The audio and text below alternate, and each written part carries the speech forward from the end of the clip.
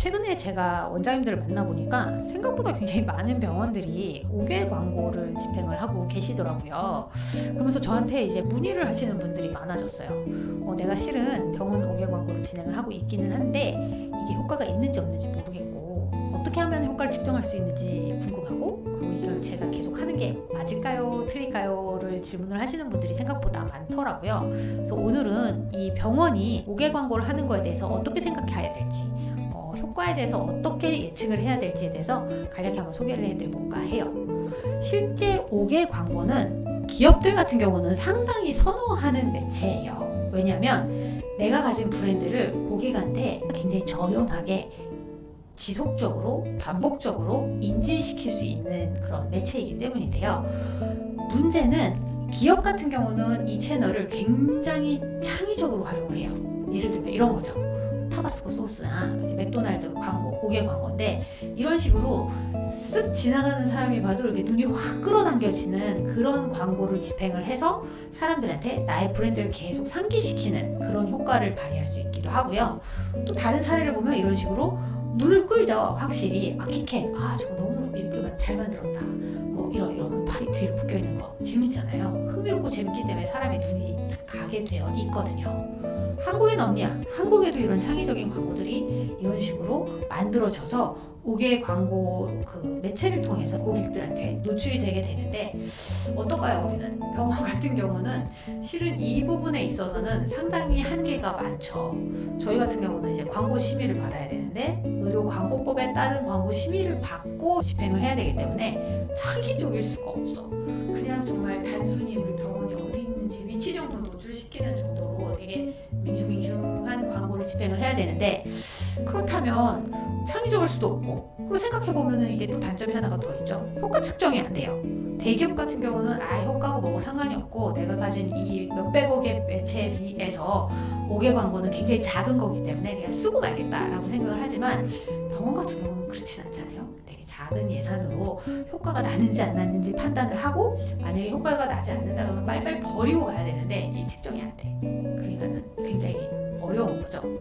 그렇다면 그럼 이걸 안 해야 되느냐라고 질문을 하시는 원장님들이 계시더라고요. 근데 제가 그때 이제 그럼에도 불구하고 함부로 끊지 않으셨으면 좋겠다라고 얘기를 했어요.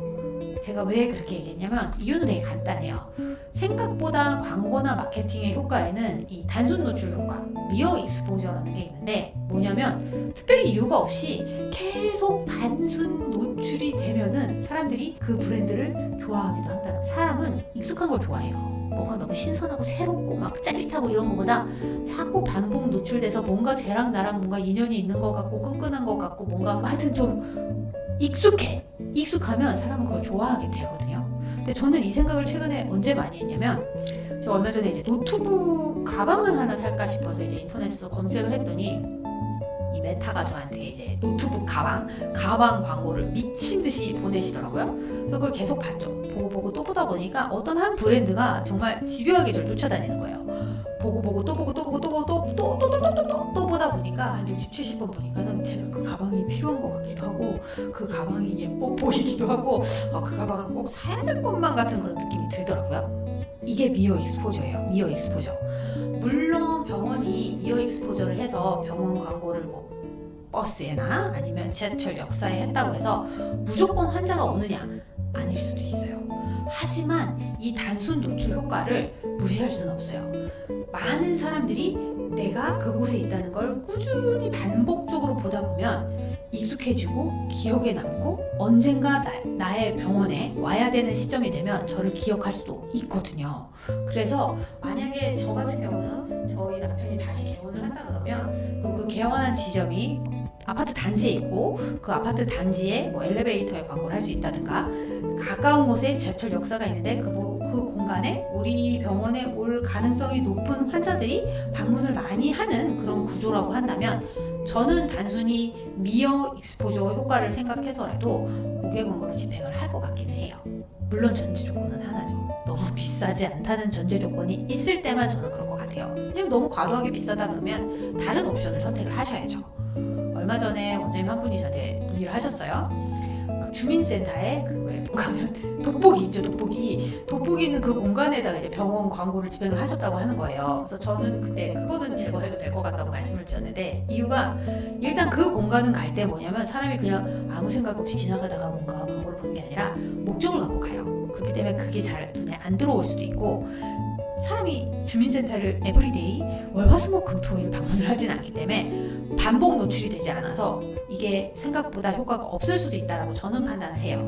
그래서 만약에 내가 너무 예산이 크고 5개 광고에 들어가는 집행비가 비싸다라고 한다면, 저는 내 환자가 자주 볼 수 있는 공간이 아니라고 생각하는 것부터 중단해 나갈 것 같기는 해요. 이건 물론 제가 이제는 병원 마케팅이나 광고 공부를 많이 하면서 제 스스로 생각했을 때 이런 효과가 있지 않을까라는 저의 추측이기도 하고 가설이기도 해요. 왜냐하면 5개 광고는 실제 온라인 마케팅처럼 데이터가 수집돼서 분석을 할 수 있는 매체는 아니에요.